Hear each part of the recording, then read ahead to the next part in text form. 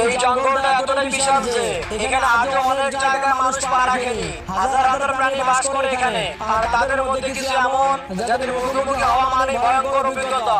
চলো দেখো আজকের পর্বে অ্যামাজনের সবচেয়ে ভয়ঙ্কর 5টি প্রাণী। Number 1, green anaconda.